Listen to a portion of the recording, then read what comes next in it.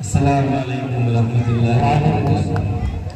سب سے پہلے میں آپ سبھی حضرات کا جو ماشاءاللہ بڑی دھوپ میں جو ہمارے لائق بیٹھے ہوئے ہیں ان کا بہت دل سے شکریہ ادا کرنا چاہتا ہوں کہ آپ لوگ یہاں تشریف لائے اور ہمارا بھی اور ہمارے اسکول میں پڑھنے والے بچوں کا اور پڑھانے والے اساتذہ کرام کا اور تمام بچوں جنہوں نے محنت کی ہے آپ کے سامنے پروگرام پیش کیے اور تمام وہ بھی بچے جو انڈائریکٹلی ان کے اندر بہت بڑا ان کا یوگدان ہے، جیسے کہ کسی نے بینچ کے اس سے پروگرام کو سجانے کی محنت کی ہے۔ بہت سے بچے ایسے ہیں ماشاءاللہ جو مدرسے کے اوپر اپنے پورا تن دھن من پوری طریقے سے لگے ہوئے ہیں۔ ان سب کا بھی میں اپنی طرف سے اپنے دل سے شکریہ ادا کرتا ہوں، اور تمام جو بھی باہر سے آئے ہوئے مہمان ہیں، دور سے آئے ہیں، مشقت جھیل رہے ہیں، ان سب کا بھی شکریہ ادا کرنا چاہتا ہوں۔ میں اپنی بات کی شروعات کیا کروں، مولانا صاحب نے آپ کو تمام ہسٹری بتائی اور تمام چیزوں سے آپ کے سامنے اپنا نظریہ پیش کیا۔ میرے پاس زیادہ کچھ کہنے کو نہیں ہے، وقت کی بھی دقت ہے۔ میں صرف اتنا کہنا چاہتا ہوں کہ ہندوستان آزاد ہوا 1947 میں۔ آزادی ہمیں ملی، آزادی ہم سب کو ملی، تمام ہندوؤں کو ملی، مسلموں کو ملی۔ اس کے لیے تمام لوگوں نے محنت کی، سب نے محنت کی، کیونکہ یقین مانیے یہ آزادی آج ہمارے لیے کہنا جتنا آسان ہے اتنا اس کے اوپر محنت کر کے مشقت کر کے ہم سب کے سامنے یہ سنہرا دن لانا یہ ایک سپنے جیسا تھا۔ 100 سال پہلے کسی نے سپنا دیکھا، 700 سال پہلے سپنا کسی نے دیکھا، ان کے لیے صرف سپنا تھا۔ انہوں نے اپنی زندگی کو پوری نچھاور کر دیا، زندگی کے ہر منٹ ہر سیکنڈ صرف یہی سوچتے تھے کہ کون سا ایسا وقت آئے گا، کون سا وہ لمحہ آئے گا جس دن ہمارا ہندوستان آزاد ہوگا۔ یہ سپنا تھا، آج وہ سپنا ہم لوگ ان کا سپنا جی رہے ہیں۔ آج ہمارے سامنے 1947 کے بعد سے ہم اپنا آزادی دیوس منا رہے ہیں۔ آزادی ہمیں کس سے ملی؟ آزادی ہمیں انگریزوں کی دمن کاری نیتی سے ملی۔ انگریزوں نے انگریز جب آئے تھے یہاں پہ تو ان کا مقصد تھا، انہوں نے کہا تھا کہ ہم ہندوستان میں بیپار کرنے آئے ہیں۔ وہ بدن کے گورے کہتے ہیں دل کے کالے ہوا کرتے تھے۔ انہوں نے کہا کہ ہم تمہارا ہندوستان چلائیں گے۔ کیسے چلائیں گے؟ لوک تنتر سے چلائیں گے، انہوں نے کہا۔ لیکن ان کے اندر کی جو راجنیتی تھی وہ یہ تھی کہ نہیں، ہم دمن کاری سے چلائیں گے، ہم بھارت کے بھارتیوں کو ابھرنے ہی نہیں دیں گے، بھارت کے بھارتیوں کو جینا مشکل کر دیں گے، بھارت کے لوگوں پر ٹیکس بڑھا دیے جائیں گے۔ کیا ہوا؟ جب 1914 کی تھوڑی سی بات میں آپ کے سامنے رکھنا چاہتا ہوں۔ 1914 میں جب گاندھی جی افریقہ سے واپس آئے تو انہوں نے دیکھا کہ کچھ ہندو ادھر بیٹھے ہوئے تھے، کچھ مسلمان ادھر بیٹھے۔ یہ ایسا نہیں ہے کہ آج ہمارے سامنے یہ مصیبت ہے، یہ کل بھی ہے۔ کل بھی ہندو الگ ٹہل رہے تھے، مسلمان الگ ٹہل رہے تھے، گاندھی جی الگ محنت کر رہے تھے، ابوالکلام آزاد الگ محنت کر رہے تھے، مولانا بہت سے علماء دیوبند، علماء دین، علماء اسلام، تمام طریقے کے لوگ الگ محنت کر رہے تھے۔ ان کا بھی مقصد ایک تھا، ہندوستان کو آزاد کرانا، اور مہاتما گاندھی جی کا بھی مقصد ایک ہی تھا، ہندوستان کو آزاد کرانا۔ تو ان دونوں چیزوں کو ملانے میں اگر سب سے بڑا ہاتھ ہے وہ ہاتھ ہے مہاتما گاندھی کا۔ اسی لیے گاندھی جی کو اگر مہاتما کسی نے کہا ہے، مولانا صاحب نے بھی ایک نام لیا تھا، حضرت مولانا شیخ الہند محمود حسن صاحب نے مہاتما گاندھی کو مہاتما کہا، کیونکہ محمود حسن صاحب کو یہ لگا تھا کہ مسلمان ایک طرف چل کے یا ہندو ایک طرف چل کے آزادی کا سپنا دیکھ سکتا ہے لیکن آزادی دلا نہیں سکتا۔ مہاتما گاندھی جی نے اور تمام مولاناؤں کی محنت سے آج ہم سب کو یہ نصیب ہوا ہے۔ اور اس کے بعد میں جلدی اپنے مدرسے کی تاریخ آپ کے سامنے رکھنا چاہتا ہوں۔ وہ میرا مین موٹیو ہے۔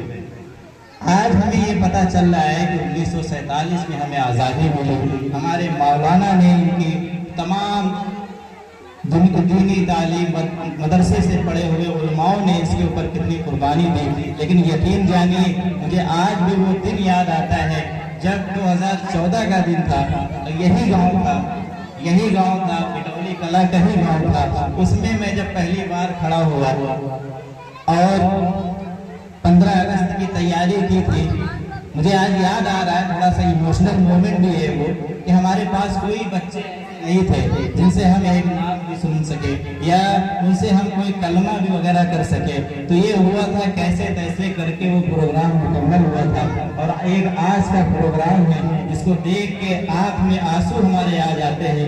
ये वही बच्चे हैं जिनको लोग कहा करते थे ये करेंगे क्या, या फिर पढ़ेंगे क्या, या फिर बनेंगे क्या, लेकिन एक मकसद इनके पीछे था ना कि हम इनको बनाकर रहेंगे, हम इनको सवार कर रहेंगे, हम इनको कुरान की तालीम देंगे, हम इनको इंग्लिश बोलना सिखाएंगे, हम इनको उर्दू में लिखना सिखाएंगे, हम इनको हिंदी समझना सिखाएंगे, हम इनको दुनिया के तमाम इल्म इनके सामने रखेंगे, इनमें ये कभी इंशाअल्लाह पीछे नहीं हो सके। वो एक सपना लेके चला गया था, आज वो सपना हमारा जारी है, उसी सपने के हम लोग राह पर चल रहे हैं। अब वही सपना आज हमारी आंखों के सामने थोड़ा थोड़ा पूरा हो रहा है। आज हमारे सामने बच्चों ने जो प्रोग्राम पेश किए हैं, तकरीरें पेश की हैं, नाट पेश की हैं, कल ये सिर्फ हमारे लिए सपना था, आज इन बच्चों की जानिब से वो सपना धीरे धीरे पूरा हो रहा है। इस वजह से मैं फिर से इन सब का शुक्रिया अदा करना चाहता हूँ।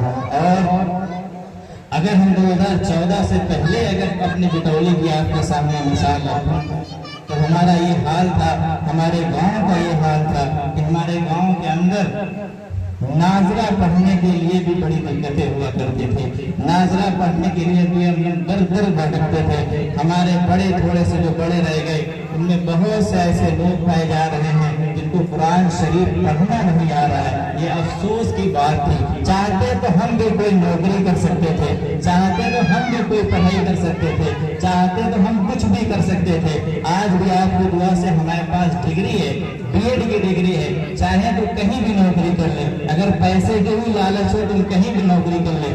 लेकिन नहीं, ये हमारे बचपन का सपना है, हमारे बचपन का एक जो हमने सपना देखा हुआ है, नहीं हम बिटौली से अपने ही बराबर के हाफिज तैयार करेंगे जो औज़ु बिल्लाहि मिनश शैतानिर रजीम बिस्मिल्लाहिर्रहमानिर्रहीम सही तजवीज़ के साथ कुरान शरीफ पढ़ें। उसके बाद जब उनके सामने कोई इंग्लिश में कोई पूछे व्हाट इज योर नेम, तो वो मुंह बांध के ना खड़े हो सके। सिर्फ यही सपना लेकर मैं आगे चल रहा हूँ। हमारी यही एक महज है और इसी के ऊपर हमारा मदरसा काम कर रहा है। आपके सामने भी सारी चीजें दिखाई गई हैं। ये नहीं कि हमने सिर्फ हवा में बात की है, आपके सामने दिखाया गया है।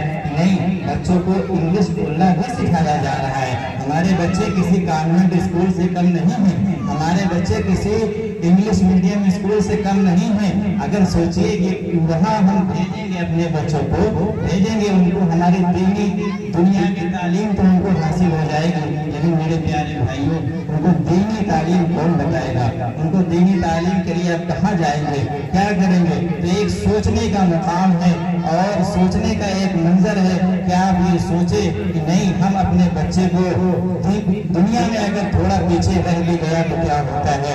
असल कामयाबी आखिरत की कामयाबी है, असल कामयाबी आखिरत की कामयाबी है। हम अपने बच्चे को आखिरत के लिए कामयाब करेंगे, हम अपने बच्चे को वो बनाएंगे जो बच्चा कल हम पर चढ़ के हमको पलट के जवाब ना दे सके। उसके अंदर हुजूर सल्लल्लाहु अलैहि वसल्लम की सुन्नत को जिंदा होनी चाहिए, उसके अंदर हुजूर सल्लल्लाहु अलैहि वसल्लम की हदीसें होना चाहिए। उसको पता होना चाहिए कि बूढ़े माँ बाप की इज्जत कैसे करनी होती है, उसको पता होना चाहिए कि अपने बीमार बाप की क़यादत कैसे करनी चाहिए, उसे पता होना चाहिए कि नमाज कैसे पढ़ा जाता है, उसे पता होना चाहिए कि नमाज में फर्ज कितने होते हैं, उसे पता होना चाहिए कि नमाज में सुन्नतें कितनी होती हैं, उसे पता होना चाहिए कि वज़ू कैसे किया जाता है, उसे पता होना चाहिए कि गुस्ल कैसे किया जाता है। उसको दीन के तमाम नॉलेज होनी चाहिए, तभी हमारे मदरसे का मकसद इंशाअल्लाह कामयाब होगा। और मैं अपनी बात को ख़त्म करता हूँ इस बात के साथ कि हमारे जो